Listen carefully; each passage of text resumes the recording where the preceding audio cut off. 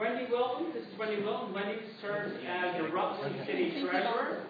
Wendy successfully led a reorganization of the city's accounting and finances, resulting in greater accountability and improved fiscal management. Under her leadership, the city has posted substantial surpluses each year. Woo, imagine that. Carrying a $5 million deficit before she took office. Today, Wendy will speak on behalf of Vermonters for healthcare freedom regarding the efforts for promoting healthcare freedom in Vermont. Welcome, Wendy.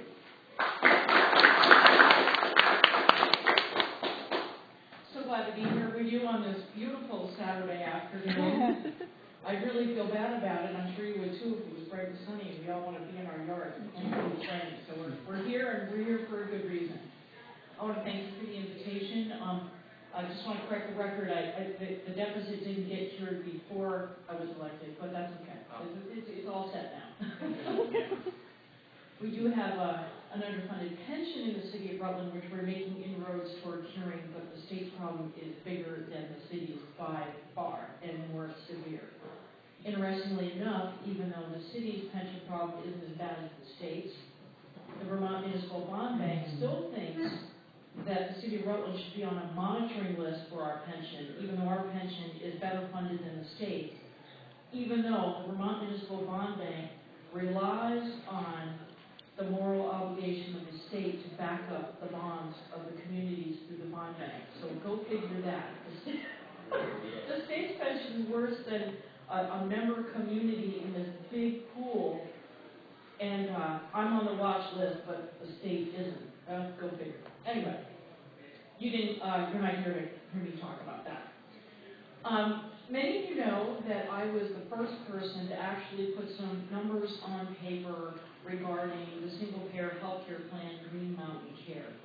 And during the whole discussion about healthcare since 2011, I have really put my focus on what does the single-payer plan look like from a financial standpoint, because I saw it in my own lens with all of my experience as the pension administrator for the city of Rutland as a future unfunded mandate, unfunded obligation to the state of Vermont going forward.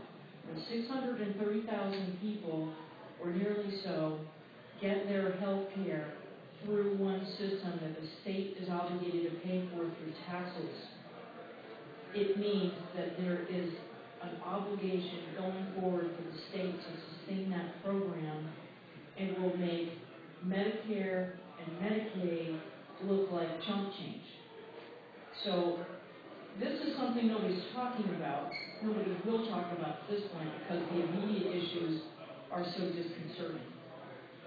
And I think there are three areas that are problematic that don't necessarily have to do with the actual numbers, but information and planning around the system itself. And being libertarians, and I'm totally with you on a lot of your perspective, because I've always felt that freedom and opportunity is how we make a better society. I know everyone in this room feels that way. I do too. But there are three areas that I think are really important to talk about. One is a lack of transparency around the financial aspects of the system, who will pay, who will be covered, how much will it cost. The second part I think is problematic is the fact that the system is headed to a place where we will have very few choices, if any, regarding our health care. And the third thing is, it's definitely an increasing role for government intervening in our health care process and our health care decisions way beyond what we see today. So those three things, I think, those three areas of concern are probably your areas of concern based on what I see about this platform statement that you have. And they're mine too. Let's talk about a lack of transparency first. The governor has had three major opportunities to come clean with you and with me. He was commanded in the law he signed, Act 48, to produce a funding plan for Green Mountain Care. In other words, a tax plan to support the system by January 2014, a little over a year and a half ago, or a year and a half ago. He also, at that time, had commissioned University of Massachusetts Medical Center to do what's called a UMass study, which was really an in-depth study, including financing, and it was supposed to be a financing plan in that study. That actually the study got produced, but the financing plan, which was part of the scope of work for UMass, was deleted by the governor before the report was finished, and not many people in the public really know that. That was supposed to be part of it. It never came forward because the governor did not want to disclose it.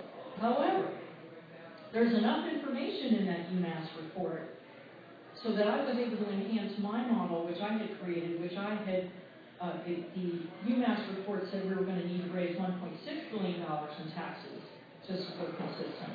And when I reworked their numbers and their assumptions, knowing that some of their assumptions were a little bit off, and they even admitted in the report, I came up with around $2 billion. Later on, the Avalere report, a highly respected medical consulting firm out of D.C., a consultant to the healthcare industry, came up with a number that was 1.9 to 2.2 billion, again in that $2 billion range. Reflecting back 2 years before that period of time, around 2011, when I first brought out my numbers, which I came up with something close to $2 billion, the governor scoffed when Ann Galloway from Vermont Digger asked him during a press conference, what about Wendy Wilton's numbers? And he was very snarky and refused to admit that there was any credence to what I had come up with. After all, I'm just a little town treasurer with an Excel spreadsheet and a little time to do some research online using state-owned data, right? Okay. But hold on, Wendy. At the same time, though, you were asking people for input openly, saying, I'm building this model, provide me your feedback and input so I can make a better model. It's not like anyone didn't have an opportunity to see it before you presented it. I actually had several iterations of it. As more information came along, I would update the model. And the one I came to in the UMass report, which was commissioned by the state, was really helpful in actually refining the final model. It really was very helpful. So yes, that's true. I did invite people to give me some input. So if this report, the UMass report, was funded with public funds, and the governor deleted the funding part, is that something that can be acquired through the Freedom of Information Act? Vermonters for Healthcare Freedom, who I'm here representing today, attempted to do that. They did find that it was part of the original scope of work, and it was deleted by, it was a change to the contract, and was deleted by the administration. If you want more information on that, Hillary, let me get your email address before you go today. I'll have Darcy send you everything. I mean, I think people ought to know about this. There's a way to get that out. So it's out. The funding piece has been made public. No. No. No. The UMass report had a lot of financial information in it, but it was not a funding plan. They hit to it, which I'll talk about in a second. If I understand correctly, the governor changed the contract before UMass had started doing the study, so that by the time they were actually doing the study, the funding plan was no longer... It was removed from the scope of work. Right, it was no longer a requirement that they provide funding. Yeah, and I'm not sure if that happened at the beginning, Shane, or somewhere in the middle. I don't recall, but it was really sleazy, okay? Let's just say it. It was sleazy. When you put out a request for proposal, you put out a proposal to consultant, you develop the course of work, you put it out, they give you a price based on that. You also expect as the funding entity that you're going to get all of that work back.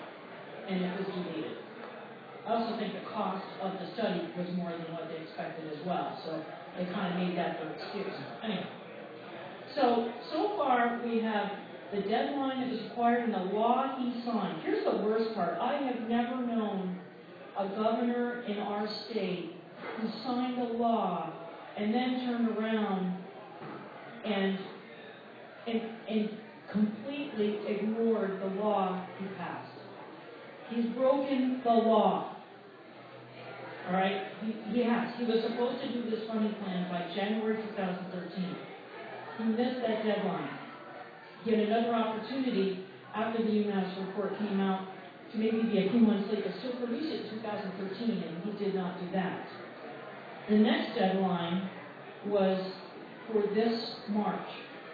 He hired a a young man who's been around state government who had done the Blue Ribbon Tax Commission back in January, I believe, and basically said, well, we're going to produce a funding plan by March. He said town meeting day, I believe. He failed to produce on that. He said just a month or so ago that he was going to produce a funding plan by the time the legislature departs Montpelier. That'll be in a couple of weeks. I don't think it's going to happen. But there were other things that also occurred where Senator Peter Galbraith produced a bill this year, S-252, where Peter Galbraith, at least, was bold, hats off to him, was bold enough to lay out a funding plan. And when he came up with it, he put it in a bill. Well, guess what happened to that bill in the legislature? It completely got gutted because the governor did not want this arriving at his desk where he was required to produce this funding plan. Obviously, it's a political convenience for him to delay. He wants to delay now to 2017, 4 years later than the law he signed. And if there's one thing that all of us should be talking about with our friends and neighbors, is the fact that it's 4 years later than the law he signed. He broke the law, he broke his word 3 different times, and this is unacceptable for a governor of a state, particularly when so much rides on this decision. Other aspects of the lack of transparency, Cynthia Browning, one of my heroes, she's a Democratic House representative from Arlington, God bless her. She's been trying to get the information from the administration about what is the internal conversation that's going on. Because I think we all know, who in this room thinks that Shumlin doesn't know what his financial plan is? He knows. He just doesn't want to talk about it. So she's trying to get the information that's going on within the administration. And she put out a Freedom of Information Act request to get that information. And she has been stonewalled for about 3 or 4 weeks now on getting that information. A Democrat in the governor's own party, although they consider her kind of a rogue, that's why I like her. But she cannot get this information. I can't believe the press isn't calling, but they really haven't yet. And then lastly, there's the question of Anya Rader Wallach. Well, who is she? Who was the first chair of the Green Mountain Care Board? It was this chick, right? She's originally from Vermont, but she's a wealthy woman who lives in Rhode Island and has a lot of degrees in like public health and sociology and all this kind of stuff. It's great, but she was hired to be the chair of the Green Mountain Care Board. She's got a short stint at the Green Mountain Care Board. Green Mountain Care Board under Act 48 is that group of 5 people is going to determine what our healthcare system is going to look like, what the state will pay for and they won't, who's going to get healthcare and who won't, who's going to ration every bit of our healthcare, right? 5 people. She was the chair of this thing. She saw it going down the tubes, really, politically. So she made a hasty exit. When was that? 6 months ago? 8 months ago? She knew this thing was imploding. So she beat fate. What does she do? She comes running back because now there's this big grant between Vermont, New Hampshire, and Maine called the SIM grant, where we're talking about creating accountable care organizations. We'll talk about those in a second. She's getting paid $200-something an hour, a $100,000 contract to be the consultant because she got rid of her job as a Green Mountain Care Board chair. Okay. No bid on that contract, by the way. She just gets this job for $100,000, another lack of transparency to the taxpayers. Now, last week, she's in conversations with Dartmouth Hitchcock about providing direct consulting for them regarding developing an ACO and also payments, arrangements, all this kind of stuff. So she's doing this grant that's going to involve 3 states, including New Hampshire, and now she's going to be consulting with Dartmouth individually. Where do Vermonters end up in that mix? Where's the transparency there? Where is the, some respect for having a lack of conflict in all of this thing? And it really is pretty shocking. Never seen a government behave the way our government in Vermont is behaving around this issue. Yes? What was her name? Anya Rader Wallach. And if you go to Vermont Digger, vtdigger.org, and search her name, that'll give you everything you need to know. What was the name of the grant? SIM, S-I-M. It'll mention it in the articles. Okay, choices. What's going to happen with our healthcare choices? And this is something that I think is near and dear to anybody who's got libertarian bent, like I do. Cynthia Browning, that House representative that I mentioned to you a few minutes ago, last year put an amendment on the floor onto a healthcare bill. Her amendment would have a strong industry of private insurance, private pay, people paying cash. And once that goes away and it's completely government owned, which is this governor's vision, this is Canadian-style single-payer healthcare. All right, it's not a blended system. So we're not even achieving the best that other models, other healthcare system models are achieving today. And the reason why that balance is so important is because the private sector keeps a check on the public sector in healthcare funding. And the reverse is also true, in a way. We could do better with the blend of public and private, but it's not a system to throw the baby out with the bathwater. And I think everybody here recognizes that. When we make this transition, there's no going back. Look at how hard Canada is trying to work to unwind what they have. They're now starting to think about allowing some private insurance. I think the UK is starting to do that because they recognize what a mess their healthcare system was. So these are two countries that have had single payer for generations, and they're now thinking about walking it back. We're thinking about walking there. What are we doing? You know, you have to wonder. I've got a story for you. My father's cousin, I'm French Canadian in heritage, and we have a lot of relatives in Quebec. And his cousin Harris, who's actually a pretty wealthy man. If private insurance were available, or you could pay cash for services in Canada, he would have paid for his health care and gone to a better health care provider. He had cancer, and he's had a series of problems. And here's a man who, but there's no choice. You just go through the system that's there.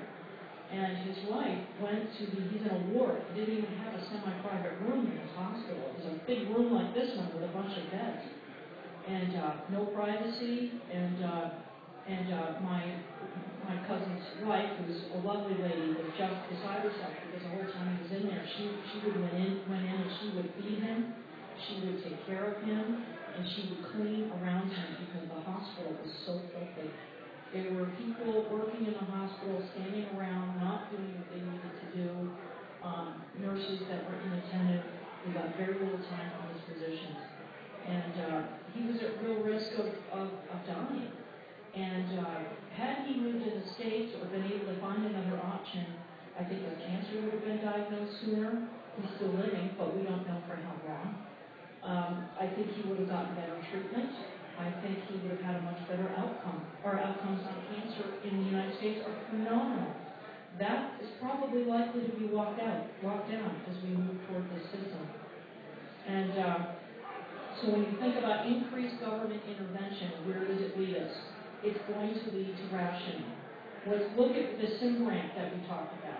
That is an accountable care organization. What that really means is global budgets. It means your providers, your hospitals are going to be working on a set budget. That's all you get. You've got 100,000 patients to worry about. You'll have to figure it out. And if there's a shortfall, you're going to take the shortfall. And in order to ensure that they don't have a shortfall, what are the hospitals going to do? Well, they're going to have to cut back on salaries, or they're going to find savings somewhere else, or they're going to start to deny care. And maybe all three. The other thing is that you're looking toward, which is in that UMass report, is lower reimbursements for providers. Right now, the blended system between private pay and the public pay, Medicare and Medicaid, produce a repayment, I believe, somewhere around 120% of Medicare. I can't remember the exact number. I want to say 120. It was 129. Maybe we'll get lower than that. 120-something%. Under the UMass report, Green Mountain Care will pay 105% of Medicare. That is a huge difference. Huge difference to providers, to hospitals, And if your reimbursement rates are lower, and you're working under a capitated system as well, that's going to be a huge cram down for the healthcare system in the state. So that's where they're hoping to get savings, is by ensuring that there's less money to pay for the health care that we all need. So this is a huge ramification for care, for access, particularly anybody that has a chronic issue, chronic disease, and something to think about. When I was in the legislature several years ago, we passed a bill that under Governor Douglas, which was a blueprint for health, which is now starting to bear fruit. And this was really a program about really reaching out to people who had chronic issues, chronic illnesses, diabetes, heart disease, those kinds of things, cancer, and helping them get more frequent attention and catching problems earlier so that they didn't become so costly. Where we're going today seems like it's going to backtrack. That was something that's been proven to be successful in helping Vermonters. And now we're ready to just throw that out the window after all that investment and all that work that was done that is showing some fruit today. And we're going toward a system that won't even take that into account. And that, to me, on the access and the care side, is very sad. So I don't want to keep you all day, but in summary, go back to the transparency and the funding thing again. If I was able to develop a model, a financial model to show Vermonters what Green Mountain Care will look like from some 90,000-foot view 3 years ago, I would think this governor could tell all of us what the model is and how he's going to pay for it. The information is clearly there. He can do it. He just won't. And I would say this is the message that all of us need to be talking about. This is what we need to be squawking about. This is what we need to be fighting about. And this is what we need to be asking our legislators about. There is no excuse. We should be able to know now. And if we don't know now, there is no way to implement this thing correctly. It'll get implemented worse than the exchange got implemented if we're not preparing ahead of time. And some people are saying it may not happen. I believe that the governor is who invested in this.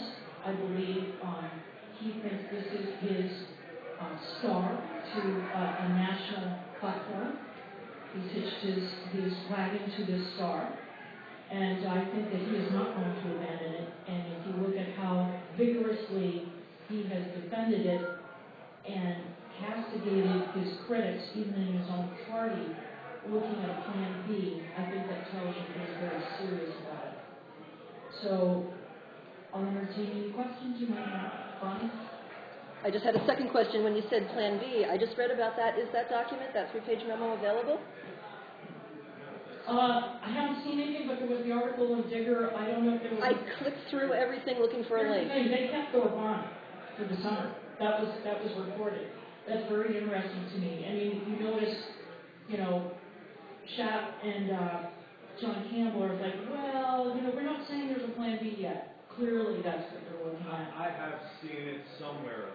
Actually, I might be talking about something. I'm thinking of the 3-page memo from the consultant. That is the Plan B, the same thing, right? Okay. That's from Ken Thorpe. Thorpe, Ken Thorpe was one of the early consultants back in the early 2000s that, actually, I think even as late as 2005, 2006, when I was in the legislature, actually did some consulting. He basically said, single payer, you can't go to Vermont, it's too expensive. It'll just be crazy.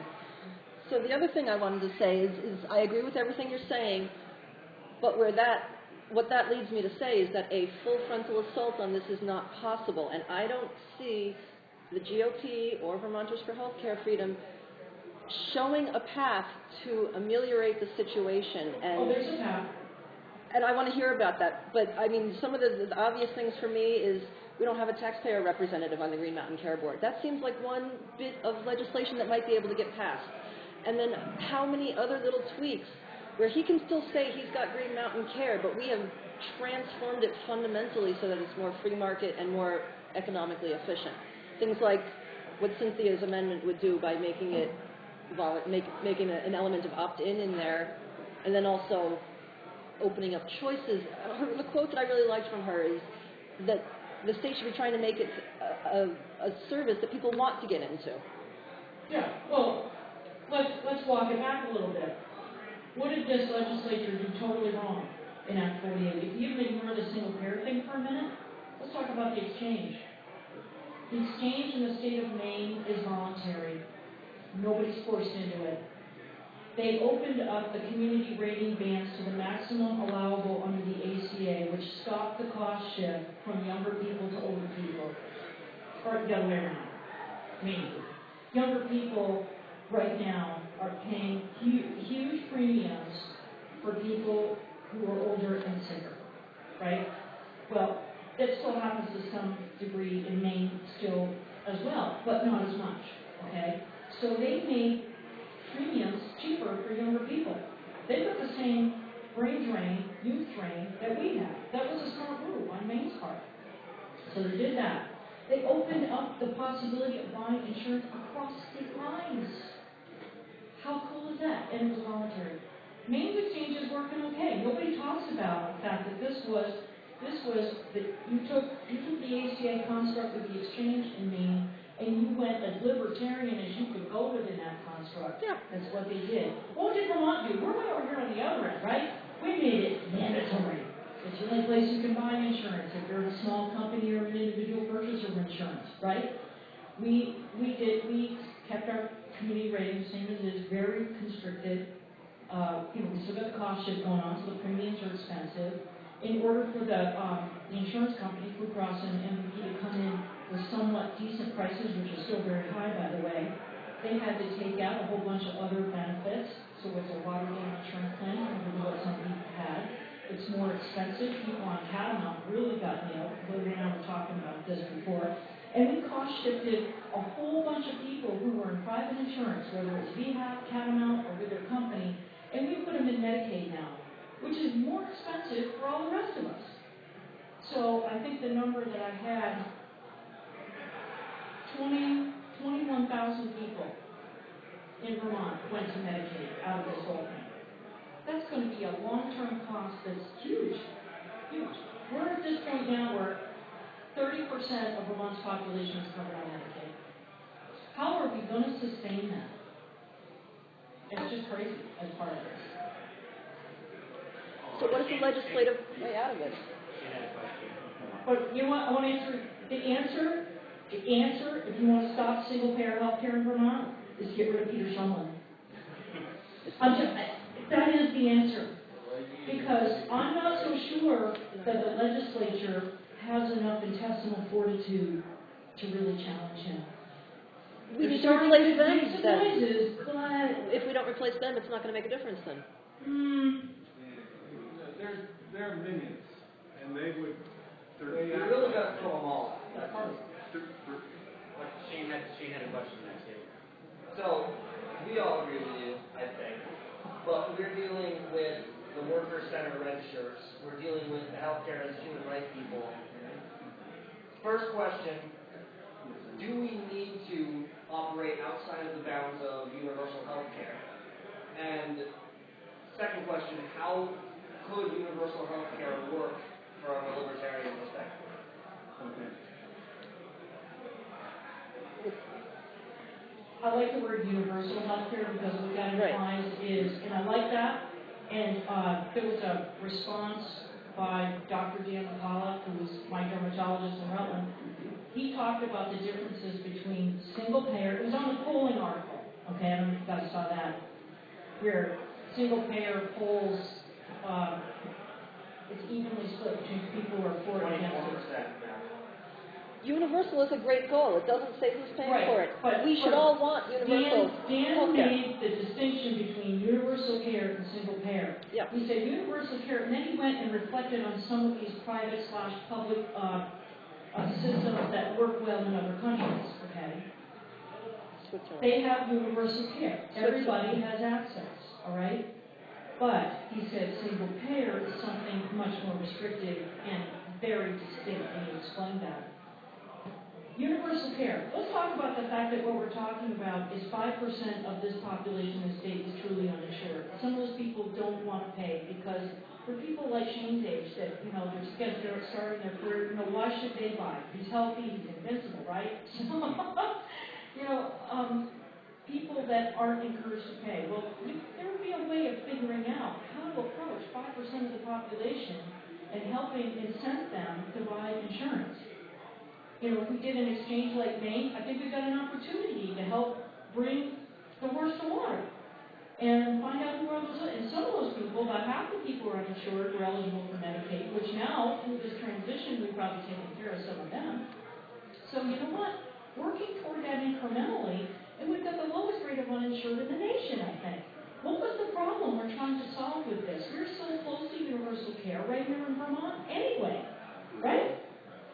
So it would just be a matter of enhancing a little bit. Do you think that would cost $178 million, which is what the cost of the Vermont Health Connect exchange is, with federal dollars included? $178 million. Single payer, $6 billion. The whole darn state budget, the global budget for the state is $5 billion. I'm sorry, $6 billion. $6 billion is Vermont Care. $5 billion. The general fund, $1.4 billion. When we go to this thing of $6 billion, if we do, God, I hope we don't, it doubles the size of state government overnight. And I started this conversation by telling you I see the unfunded liability that exists with this. If the annual cost of this thing is $6 billion, and we need to raise $2 billion year one, and that's a conservative estimate in taxes, it's a 17% payroll tax. It's huge. It's going to have impacts. Think about the liability the state now has once that switch is flipped for health care for all of us from the time we're born to the time we die. And if you think about this in an actuarial sense, it gets back to what Shane was talking about. That debt to cover all of us in the future is so huge.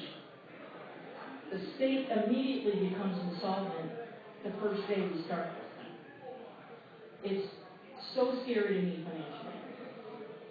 I agree with all that, but it's a fear-based approach, and the people who aren't paying taxes anyway aren't going to care. All right, I know. That's something that in this room is going to mean something. Out there in the big broad... So what's the carrot? What's the carrot that the sympathetic legislators have to dangle, like that amendment that you mentioned from Cynthia Browning? Where were the other bills that didn't make it through the process that were suggested where something better was suggested? The palpable fear that the legislators have right now, whether they're looking at Plan B, yes, is they know this payroll tax. Let's talk about a 17% payroll tax. What does that mean to employers? What does that mean to employees? What does that mean to the economy of the state?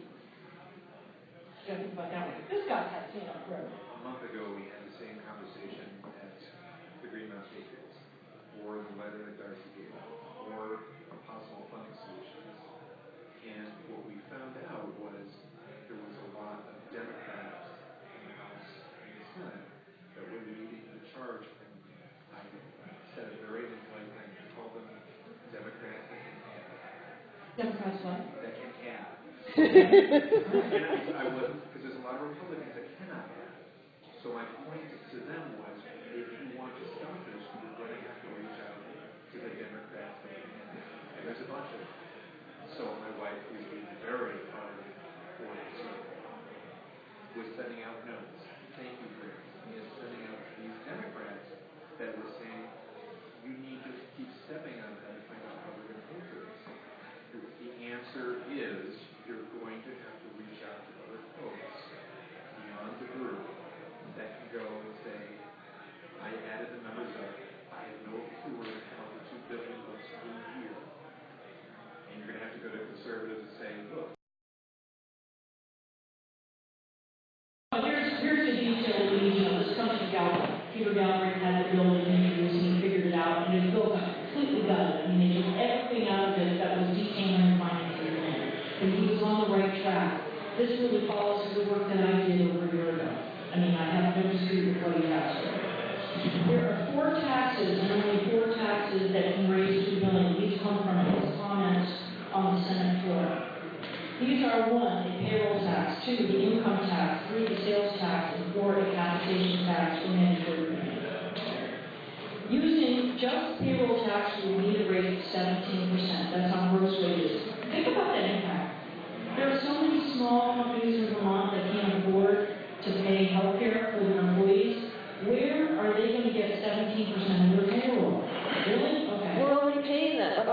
20, if I could afford it, they're charging me 20%. This is what I'm saying about you need a carrot, because the other people are going to say, well, they're already paying that percentage of their income. Well, very few people are paying 20% of their income. We're getting screwed by my company. That's why I can't afford it. If we use just the income tax, we have to start with a tax of a 33% bracket and a top rate of 39%. If we use the sales tax, it'd be sales tax of 29%. If you use mandatory premiums, you'll have to pay an annual premium of $5,200, and because it's progressive, then it's going to be higher for people who make more money or less. So when you think about those things, and at the end of the day, what he came to was it's going to have to primarily be a payroll tax, which I've been saying from day one. But a lot of the leaders in the legislature, John Campbell includes, says, well, we don't know that yet. We don't know. They were doing it now for a couple of years. Oh, we don't know that. The only realistic approach is a payroll tax and then an income tax for people who don't have a wage. There would be an income tax buffer there. Those two are the only way you can raise $2 billion. So again, when we get back to this, how are people are going to be affected because employers will shrink their workforce or they'll leave the state. So I think you need to start talking about the fact that this has real consequences for the economy.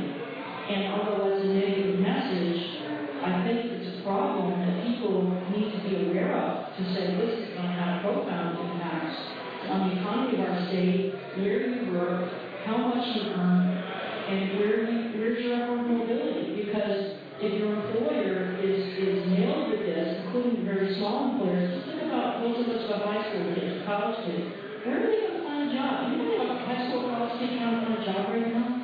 Man, it's hard. The employers, especially if we're looking at the possibility of a minimum wage at $10 an hour, right now they're paying more than minimum just to attract a good employee, but they're having a hard time with this. I'm going to be honest with you, a lot of high school kids aren't worth $5 an hour. They don't have to work, they're dumb. So, until you get to be college age, you're not really worth it. So it's like really hard. Those kids aren't finding jobs very easily, but so where would they find them at $10 an hour? Any employer pays 17% of their wage to health care. Yeah, I was thinking we're getting into the budget details. I was thinking you're going to have a massive brain drain. Particularly knowledge workers and creative classes, which is leave Vermont. Yeah. Because they're going to be higher wage people, and they're going to be taxed more. You said the governor won't come up with a plan. I take it the local and state media aren't pressing him on this? I'm starting to. Okay, I was thinking one way around it is out-of-state media and the national media. If you can find a sympathetic journalist or a talking head to, get the governor on the show. Oh, by the way, you were supposed to come up with this budget plan a year and a half ago.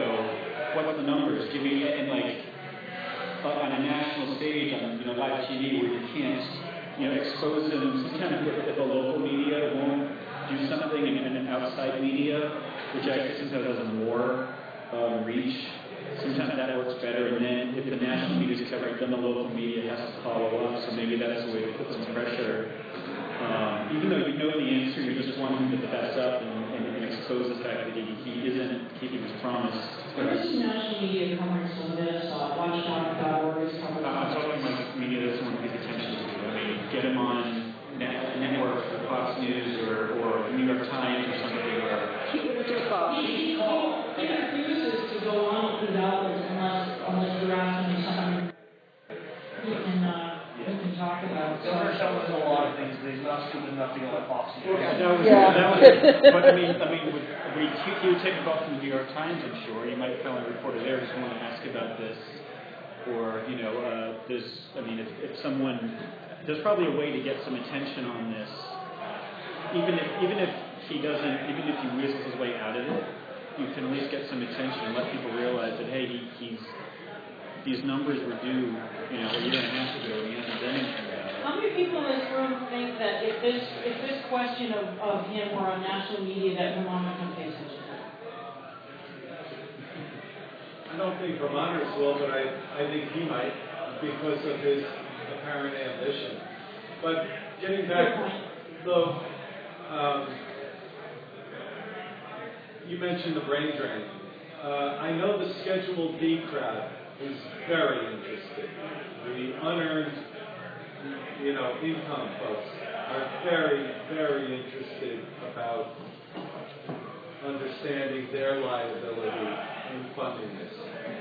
Because it's been pretty good in Vermont. If you're That's why that income tax would be part of this. if you're going down collecting rents on your 3 apartment buildings in Brooklyn, like is the MO in Brattleboro for many people, and Including Peter Shumlin, including Peter the Shumlin. $10 million man. Yeah.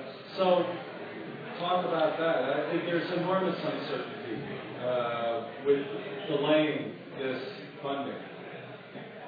Yeah, I mean, I really don't, from my own personal perspective, the delay is bad for everybody who doesn't know what I know. I already know. I can tell you within 5% what I think those numbers are going to be, okay, on both the income tax piece and on the payroll tax piece. I've already got it figured out. He's got it figured out. He's got Michael Costa there is already figured out. Michael Costa was ready to roll. And you're not going in front of anybody. We're not putting this out. We're not ready. He knows. And I just think everybody's just keeping some pressure on letters to the editor, talking to every legislator. The Democrats are uncomfortable right now. I mean, the fact that they've gone to this Plan B says they're scared. They're worried. So I really think putting pressure on them individually as the campaign season heats up after they get out of the legislature is something we can all do personally with each legislator. Say, I want you to come back with me. I want you to give me some numbers. I want you to tell me how much it's going to be, how we're going to pay for it. I want you to own the numbers. You voted for the law, you own the numbers if in fact they voted for it. So that's the only way I know of to get them to be moving, because I think you're right. We've got to have the Democrats on our side, and if they see these numbers adding up as scary as they think they are right now, I think they're starting to get worried and they're starting to think about this Plan B, Ken Thorpe's model, which is really what we have today, private and public payer, enhancing blueprint, doing all the stuff that were begun 10 years ago. I think this Plan B is really the key, because you're backing them into a corner, and we need to give them a way to get out of that corner. And the key is going to be in this Plan B, and the smart people of the state helping to get enough details in there to say, here's the carrot to fix the broken healthcare situation without making it worse. You can't just back them into a corner without also giving them a way to come out. Okay, so I hear what you're saying. So getting out there to support Plan B with the Democratic leadership is an answer. Once we know the details. Well, first thing, you got to have some competition for the governor's seat and advocate the right person there. And then another piece going along with that is this, advocating Plan B. Yeah, so you got your plan. Unfortunately, we have to cut you short, Wendy. Sorry. This has been great. This is a conversation I that's spoke dear too much. I tried to make this is dear to my heart, because I have the healthcare background from every aspect, payer, provider, and IT. And I'm fascinated by the whole topic. I appreciate all the questions. Wendy, thank you very much.